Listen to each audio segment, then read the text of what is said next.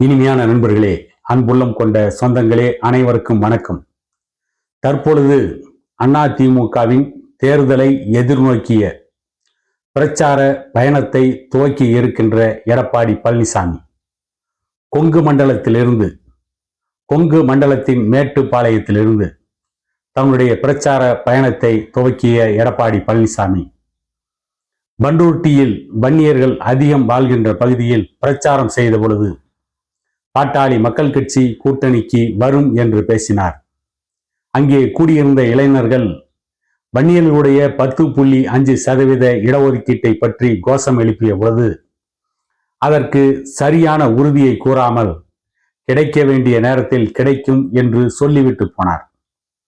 அதற்கு அடுத்த நாள் அன்புமணி அவர்கள் பேசுகின்ற பொழுது ஆட்சியிலே பங்கு கொடுக்கின்ற கூட்டணி ஆட்சியில் பங்கு பெறக்கூடிய வகையில்தான் பாட்டாளி மக்கள் கட்சி கூட்டணி அமைக்கும் என்று அவர் பேசியதற்கு பிறகு அது சம்பந்தமாக பத்திரிகையாளர்கள் கேள்வி கேட்ட பொழுது எடப்பாடி பழனிசாமி பாட்டாளி மக்கள் கட்சி கூட்டணிக்கு வந்த பிறகு அதை பற்றி பேசிக் கொள்ளலாம் என்று சொல்லிவிட்டு அதோடு முடித்திருந்தால் கூட பரவாயில்லை, அதற்கு அடுத்து தேவையில்லாமல் எடப்பாடி பழனிசாமி ஒரு வார்த்தையை வெளிவிட்டார்.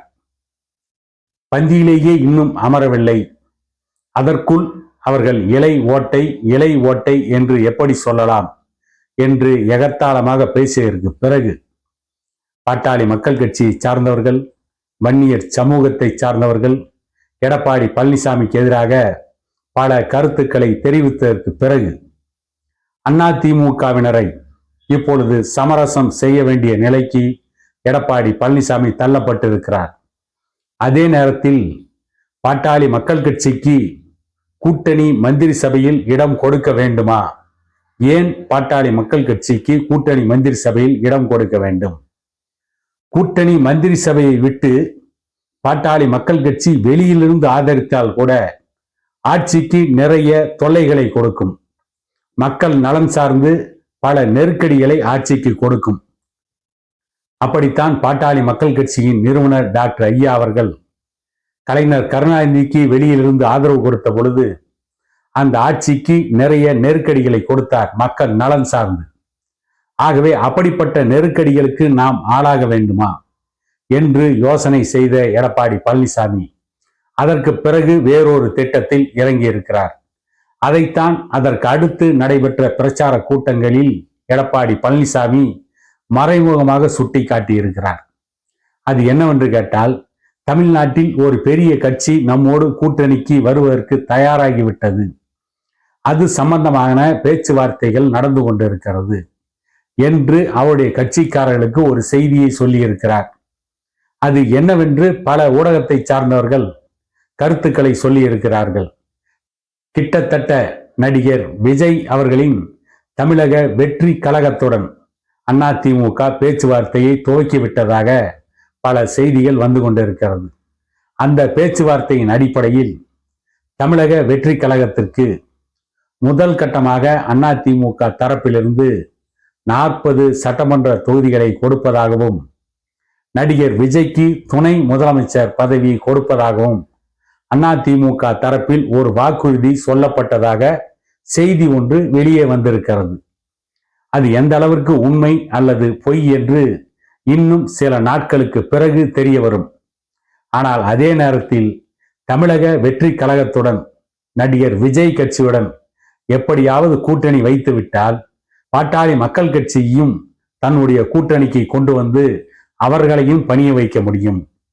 கூட்டணி ஆட்சி இல்லாமல் நடிகர் விஜய்க்கு மட்டும் துணை முதலமைச்சர் பதவி கொடுத்துவிட்டு எந்த கட்சியுடைய கூட்டணி மந்திரி சபையும் இல்லாமல் தனி பெரும்பான்மையுடன் தான் மட்டுமே ஆட்சி நடத்திவிடலாம், தான் மட்டுமே முதலமைச்சராகிவிடலாம், அதிமுகவை சார்ந்தவர்களுக்கு மட்டுமே அமைச்சர் பதவி கொடுத்து தொடர்ந்து ஆட்சியை நடத்திவிடலாம் என்று எடப்பாடி பழனிசாமி திட்டமிட்டிருக்கிறார் என்றும் ஒரு செய்தி வெளியாகி இருக்கிறது. ஆகவேதான் எடப்பாடி பழனிசாமி இப்பொழுது அவருடைய கட்சிக்காரர்களுக்கு சொல்லி இருப்பது, பாட்டாளி மக்கள் கட்சியை பற்றி கவலைப்பட வேண்டாம், தமிழக வெற்றி கழகத்துடன் கூட்டணி சம்பந்தமான பேச்சுவார்த்தை நடந்து கொண்டிருக்கிறது என்கின்ற அளவில் மறைமுகமாக சூசகமாக ஒரு செய்தியை எடப்பாடி பழனிசாமி சொல்லியிருக்கிறார். அதில் இன்னொரு முக்கியமான செய்தி என்னவென்று கேட்டால், அதிமுக கூட்டணியில் ஏற்கனவே பங்கு பெற்றிருக்கின்ற பாரதிய ஜனதா கட்சி அவர்களும் கூட்டணி ஆட்சி என்றுதான் பேசிக் கொண்டிருக்கிறார்கள். கூட்டணி ஆட்சியை பற்றி அமித்ஷா தான் முடிவு செய்வார், அதை பற்றி எடப்பாடி பழனிசாமி முடிவு செய்ய முடியாது என்று எடப்பாடி பழனிசாமிக்கு இப்பொழுதே பாரதிய ஜனதா கட்சி நெருக்கடி கொடுத்து கொண்டிருக்கிறது. பாட்டாளி மக்கள் கட்சியும் அதிமுக கூட்டணிக்கு வந்தால் அவர்களும் அதிமுகவிற்கு கூட்டணி ஆட்சி என்று நெருக்கடி கொடுப்பார்கள். ஆகவே இந்த நெருக்கடியிலிருந்து தப்பிக்க வேண்டும். இந்த நெருக்கடியிலிருந்து தப்பிக்க வேண்டும் என்றால் பாட்டாளி மக்கள் கட்சியை பற்றி கவலைப்படாமல் தமிழக வெற்றி கழகத்துடன் கூட்டணி வைக்க வேண்டும் என்று எடப்பாடி பழனிசாமி முடிவு செய்திருப்பதாகவும் ஒரு செய்தி வந்து கொண்டிருக்கிறது. அதே நேரத்தில் எடப்பாடி பழனிசாமி இன்னொரு அதிரடி முடிவையும் எடுத்திருப்பார் என்று சில கணிப்புகள் சொல்கிறது. சிலர் அவர்களுடைய கருத்தாக என்ன சொல்கிறார்கள் என்று பார்த்தால், எடப்பாடி பழனிசாமி போடுகின்ற கணக்கு, பாரதிய ஜனதா கட்சி கூட்டணியில் பங்கு கேட்கிறது, பாட்டாளி மக்கள் கட்சி கூட்டணிக்கு வந்தால் அவர்களும் கூட்டணியில் பங்கு கேட்பார்கள், இவர்கள் இருவருக்கும் பொறுப்பை கொடுத்து அமைச்சர் பதவிகளை கொடுத்து கூட்டணியாக வைத்துக் கொண்டிருப்பதால் அதிமுகவிற்கு எந்த லாபமும் இல்லை.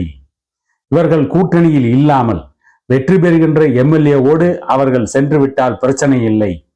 இவர்களை கூட்டணியில் வைத்துக் கொண்டால் நாளை பாரதிய ஜனதா கட்சி ஒரு நெருக்கடி கொடுக்கும், அதிமுகவிற்கு பாட்டாளி மக்கள் கட்சியும் ஒரு நெருக்கடி கொடுக்கும். இப்படிப்பட்ட நெருக்கடியான சூழ்நிலையில் நாம் என்ன பெரிதாக சாதித்துவிட முடியும், அல்லது என்ன பெரிதாக நாம் லாபத்தை பெற்றுவிட முடியும் என்று எடப்பாடி பழனிசாமி கணக்கு போட்டிருப்பதாகவும், அப்படி ஒரு கூட்டணி மந்திரி சபை வைத்து ஆட்சிக்கு வர வேண்டும் என்ற ஒரு நிலை ஏற்பட்டால் ஆட்சியே இல்லாமல் எதிர்க்கட்சியாகவே செயல்பட்டு விடலாம். இன்னும் 5 ஆண்டுகள் கழித்து கூட ஆட்சியை பற்றி பார்த்து கொள்ளலாம். ஏனென்றால் தனி மெஜாரிட்டியுடன் முதலமைச்சராக பொறுப்பேற்க வேண்டும் என்பதுதான் எடப்பாடி பழனிசாமியின் திட்டம். எடப்பாடி பழனிசாமி முதலமைச்சராக பொறுப்பேற்று கூட்டணி மந்திரி சபையை வைத்துக் கொண்டு ஆட்சி நடத்துவதை விட கூட்டணி இல்லாமல் தோல்வியை சந்தித்தால் கூட பரவாயில்லை என்று எடப்பாடி பழனிசாமி நினைத்திருப்பதாகவும் சில செய்திகள் வந்து கொண்டிருக்கிறது. இதில் எது உண்மை என்று போக போக தெரிய வரும் என்றாலும் கூட எடப்பாடி பழனிசாமி அவருடைய அதிமுகவை பொறுத்தவரை அவரை தாண்டி தமிழ்நாட்டில் பாட்டாளி மக்கள் கட்சி வளர்ந்துவிடக் கூடாது என்று ஒரு திட்டத்தில் அவர் தெளிவாக இருக்கிறார். எப்படி திமுக பாட்டாளி மக்கள் கட்சி வளரக்கூடாது என்று நினைக்கிறதோ அதை போலவே எடப்பாடி பழனிசாமியும் பாட்டாளி மக்கள் கட்சி வளரக்கூடாது என்ற திட்டத்துடன் தான் அவரும் செயல்பட்டு கொண்டிருக்கிறார். அதே நேரத்தில் பாட்டாளி மக்கள் கட்சிக்கு மந்திரி சபையில் இடஒதுக்கீடு கொடுத்தால், மந்திரி சபையில் கூட்டணி மந்திரி சபையில் அவர்களையும் அமர வைத்தால் பாரதிய ஜனதா கட்சியையும் கூட்டணி மந்திரி சபையில் இணைக்க வேண்டிய சூழல் இருக்கும்.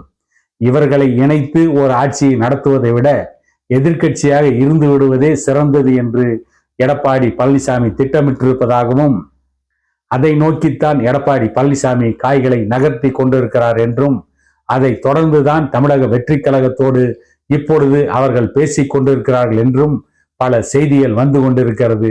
இதில் எது உண்மை எது தவறு என்பது இனி வரவிருக்கின்ற நாட்களில் தெளிவாக தெரிய வரும் என கூறிக்கொண்டு இன்னொரு காணொளியில் உங்களை சந்திக்கும் வரை உங்களிடமிருந்து விடைபெறுவது உங்கள் எடப்பாடி துரைசாமி.